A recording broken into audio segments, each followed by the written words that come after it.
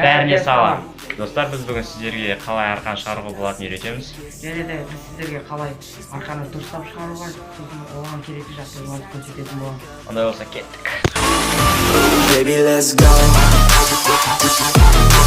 Достар, біз штанга жасаған болатынбыз. Бұл штангада баклажка, екі баклажка, біреуі 1 литрік, екіншісі 2 литрік баклажканың ішіне құм толтырылып істеген болатынбыз. Осылай темірге байлайсыздар, бұл үйде жағдайларына керек болады. Осы арқылы сіздер өздеріңізге штанга жасап, өздеріңіздің тренировкаларыңызды жасасаңыздар болады. Достар, ондай болса бірінші жаттығу орысша становая тяга деп аталады. Қазақша атауы штанганы көтеру, тығыздап көтеру болып табылады. Сонымен бұл жаттығу былай жасалады. Осылай штанганы одан да жасап алып, оны осылай көтересіздер.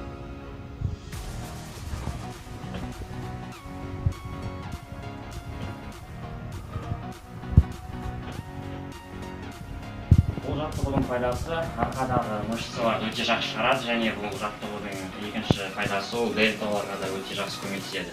Достар, бірақ бұл жаттығудың жаман жақтары да бар.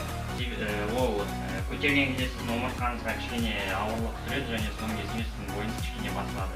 Достар, қазір сіздерге екінші жаттығу арқаға арналған. Ол кезде сіздер өздеріңізге ыңғайлы орын аласыздар. Сосын үстіне бір тіземен қойып, одан кейін гантельді осылай көтересіздер.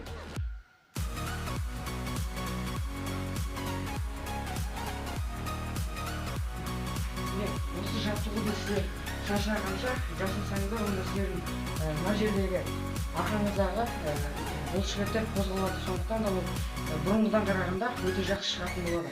Тағы да жай ғана көтере бермеңіздер, одан сайын ауыр вестерді алып отырып көтерсеңіздер, сіздерге өте пайдалы болады. Сонымен достар, келесі жаттығу бұл турниктен жасалған жаттығу, және бұл жаттығу өте пайдалы болып саналады. Бұл жаттығуды былай жасаймыз. Қолымызды осылай барынша ашамыз, және тартылған кезде ешқандай қимылдаусыз, яғни раскачкасыз жасаймыз осылай.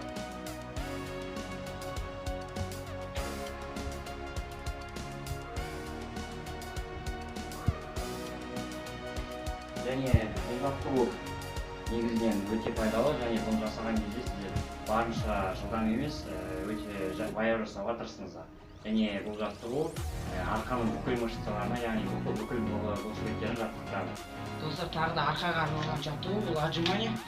Ол кезде сіздер қолдарыңызды осындай арақашықта барынша қатты ашыңыздар, ортасын осындай биік жерге қолдарыңызды қойып, кәдімгі отжимание жасайсыздар.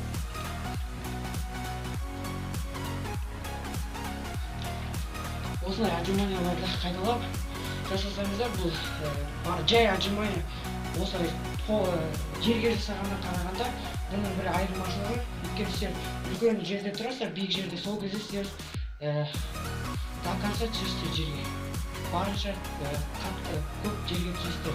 Және де тағы да бір айтатын зат, бұл кезде сіздер тек арқаға емес, иық және де көкжаққа да пайдасы болады. Сіздер отжимание жасап жатқанда жерге түскен кезде сіздердің арқаларыңыздағы барлық бұлшықеттер қимылдайтын болады. Достар, осы видеомыз аяқталды. Сіздерге біздің видеомыз пайдалы болса, лайк басып, комментарий жазып, каналға тіркеліп, ең бастысы қоңыраушаны басып кетуді ұмытпаңыздар. Ондай болса видеомыз аяқталды. Сау!